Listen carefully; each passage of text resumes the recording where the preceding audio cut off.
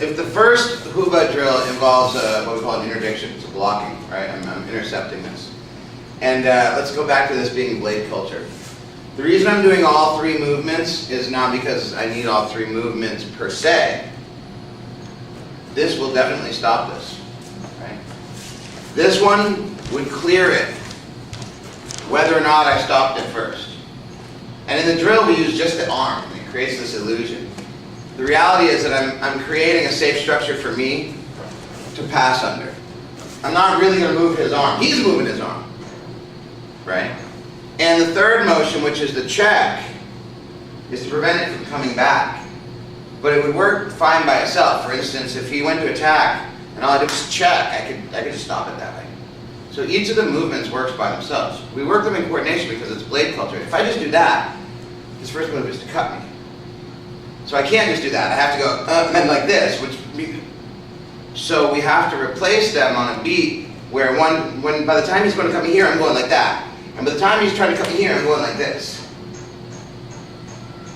I'm moving my hands because of the element of his knife. The way I'm moving my hands is because of the element of my implied knife. Okay. So I have to move my hands so that I don't get cut by someone who understands what to do when I block that. He wants my arm. He's going to cut that, and then he's going to move in for more. But the way I'm moving my hands already has these cuts in them. That's why instead of going from underneath in this circle, which is not how I do that particular block, you'll see me here, and I reach in. This is my cut. And you'll see me here, and I'm not like this yet. I'm here. Because if he were to move his arm away from me, there's my stab. So this motion with the forearm comes up, and it's just as easily done with all of our stuff here, which becomes this, which with the knife, we just don't finish our jiu-jitsu, that's all. We just, hey, you bent over, now I stab you. Right, like, oh, that's taking the easy way out. Yeah, so your technique has to be better if you're empty-handed, that's true, okay. So the second principle is one of redirection. And it's not nagashi. It can be. That's just an element of it that's expressed. That means nagashi to me is that I'm evading your attack and I'm making sure that I'm in contact with you. And that's a feeler for me. This is actually a hard evasion. I would say a hard redirection, right? No matter where I encounter you, I've got frame, which means my elbow needs to be greater than 90 degrees. And I just smash into you. The fact that we bounce makes it look like I'm pushing your hand this way. But the truth is, if you went fast and I tried to push your hand this way, all I'm doing is going to smash myself in the face with your hand. I'm not really going to get that parry. That parry means that I've evaded properly and gotten the hand too. What I want to work on, I want to work on this one. Now the beauty behind this is that I'm not recognizing his attack and doing two different things. That would mean that A, I have to be aware. If I were aware, it would look a lot like this. Okay, so we're assuming that in order for the attack to even come into range, I'm semi-unaware. This is a reflex action. My hand just goes up. If his hand, so you can see this, if his hand just comes outside my hand, well then that by definition is a block, but I didn't block. And if his hand comes down this line, then I have, by definition, parry, but I didn't parry. All I did was reach out and touch his hand. And I went like this first. Basically, I'm blocking my third eye with my palm first. Beep. If it's outside of this line, that becomes a block. If it's inside this line, that becomes a parry. But not because I went back and forth, but because I moved into the zone where you're coming from. So the second foundation is a parry. And it's not going to be against the straight angle. It's going to be against the difficult one, the diagonal. So that I have to move this up and around. The next two parts are exactly the same. It's more of a cover than a clear because I've bounced it with my first hand. We'll go back, we'll go back to the white picture, right? So it's white 1 and you want white 2, and this comes in, and notice I'm not reaching out to do this. This comes right up the middle. I'm going right at it, and I'm here. He checks me, I wipe that off, and I'm here. So that this is no longer the arm that really travels. This is more like a guardrail. Woo! Please don't hit me. Now, if I were to employ footwork, you'll see a lot more contact with this arm, but it's not that I'm doing much with the arm. Instead, I'm moving around it as a point. Right? In the basic drill, we don't move. The arm off of a good one, the arm barely touches. All I'm doing is here, right? This one doesn't. He wipes me, I wipe him. That's the feet only aspect. So it's a parry, cover, and check. Does that make sense? So when you switch feet, he'll feed angle 2, and I'm redirecting and pulling that in. Now this is also my chamber. Yes? It's not that I do this and then chamber. It's that this is here. I'm no longer thinking about this aspect. I'm just keeping this in the way while I pick up what I'm going to do my damage with. And depending on which weapon it is will determine the shape of my hand and shoulder. Right? But the redirection is why it's drill 2 as opposed to drill 1, which is blocking. Yeah? Let's give it a shot with a feed-only version on all 4 angles, and then a looped version on all 4 angles, and then a sequential version on all 4 angles. Can I see it from the lower angles? Absolutely. So angle 3 would come in here, and I'm just going to, right? It looks like I'm slapping down. If that happens, he'll reach me. Right? This doesn't slap down. It won't be fast enough. It comes up, but that's part of your startle flinch anyway. Right? If I do this, my instructor used to call this me giving him head, because I would give him my head and he'd smash it. You don't want to do that. You want to make sure that your center is low, that your weight is over your front leg so this has stability. You don't want to lean in. You need to make sure that your leg strength and your posture is good enough where you're moving this and you're not leaning on it or advancing to push it away. Right? So I'm sorry, Perry, check. He wipes that off. Boom. I'm going to stick it right to me so that I don't have an arm. Because if we're loose here, the new student will just pick his arm up, which is not wrong for them to do, if you could do that. But we're also learning this motion now, giving my arm back. Right? And this is, it looks like I'm slapping this way. I'm not. I'm here. The fact that he's coming this way is what bounces that way. This is boom. Right? See how I didn't contact him that time? You don't have to. This is to make sure it doesn't come back. And this is to keep it over there. Right? This motion in itself could work all by itself. I might miss that one and use this. That's part of why we got everything in triplicate. Right? I'm going to start my motion. See, I got him on the third one now. I want to always be moving. And the movements are designed so that I don't cut my own arm. That's a big part of Filipino martial art, is knowing that I've got something in my hand, or we're just playing. Right? That any real attack involves a weapon. That's the mentality of the culture of that martial art. Yeah? Let's give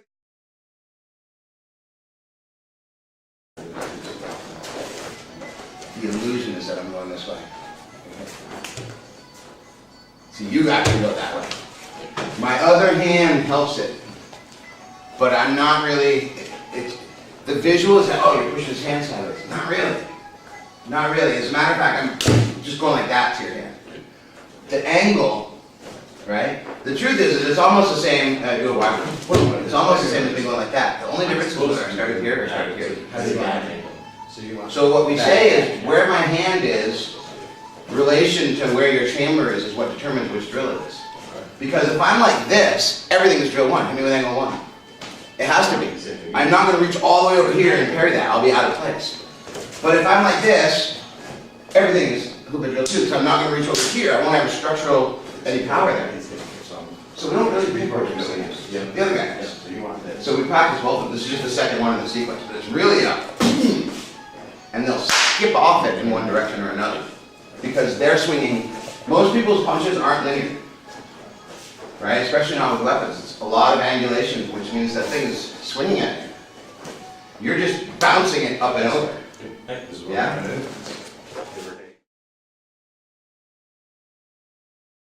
Tilt the weapon, right? The thing is that this is also an angle 1. And so is this. In fact, this is an angle 1. And that is an angle 1 because of where I'm aiming. And we call it, yeah, so it's really a square that's slightly past center and slightly below nipple, right? Angle 2 is slightly past center on this side, so there's an overlap space right in the middle. And it's slightly below nipple. Angle 3, right, I'm sorry, well this is, yeah. Angle 3 is on this side and slightly above me. So there's a little bit of an overlap between the 1s and 3s and the 1s and 2s and so on and so forth, right? But any which way I hit at that box can be treated as an angle 1. And that's a way to discover all the ways to do the Hubud drill. Right? Well, how do I have to adjust it? Right? Well, how do I hold my shield if he hits me over here? Well, you hold it like this. Well, how about if he hits me over here? Well, then you have to move your shield over here. Right? And as much as that's not that simple, because you got to practice each one, the idea really is that simple. You have to put the block or the parry or the whatever the mechanism where the strike is. Now, combatively or tactically, I don't try to hit your strike. Things go way too fast and I don't like to pay attention. I know what you're hitting, so I just block the target. That doesn't mean I hold my hand up and wait to get hit. It means that I'm timing it, right? De Mano has been explained to me by 2 of the master instructors very simply, right? They get more simple the more beers you put in them. And then, well, then there's a diminishing return to that. Because then they get, but in that sweet spot of a moment, one person has explained to me that it's the oops you messed up zone. Oops, messed up there. And the other person has called it the magic box. So, you're going to step in at slow speed and strike angle 1 at my head. Now strike angle 2. And 3. And 4. My footwork didn't change one bit. His hand, no matter which angle he struck, went through a box that was about yay big, no matter which angle you hit.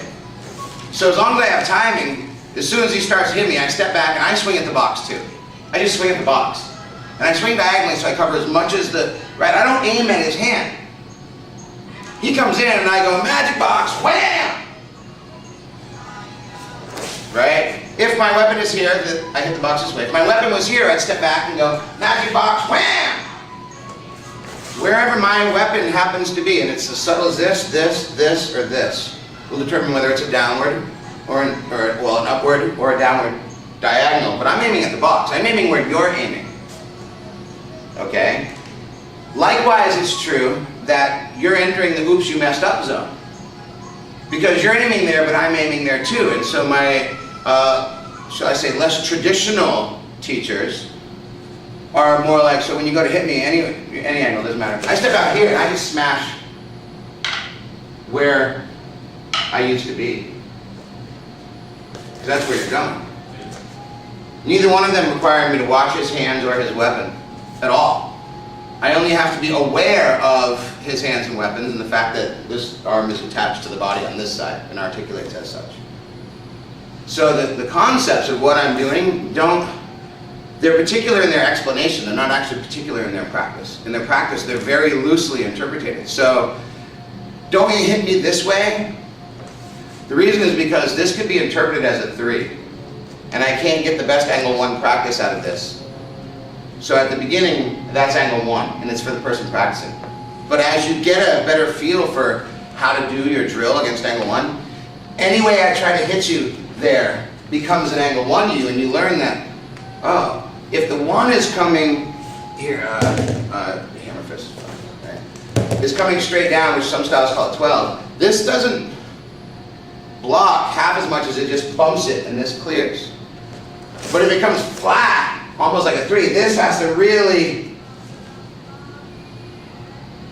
right? And again, I'm not trying to absorb the force, I'm trying to bounce it up over me.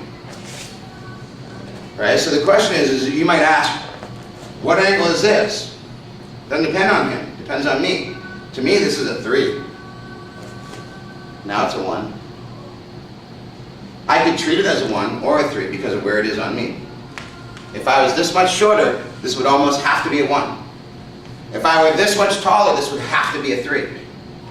Right? But it's not really how he's hitting me, it's how it's interpreted. It's the relative position of my blocking or intercepting tool to the offending limb and the angulation that's posed. Right? So we've got 2 basics. Bouncing or blocking, and then getting rid of it, which means I didn't actually stop it. I mean, I stopped it enough so it didn't hit me, right? And then parrying, which may or may not be actually moving the hand. It probably looks that way, and we practice that way for the coordination and the timing of it. But there should be a whole lot of evasive movement to the body going on with these parries. I shouldn't be moving your arm. I should be setting up a safety zone with my body and monitoring you with my arm. Yeah? All right.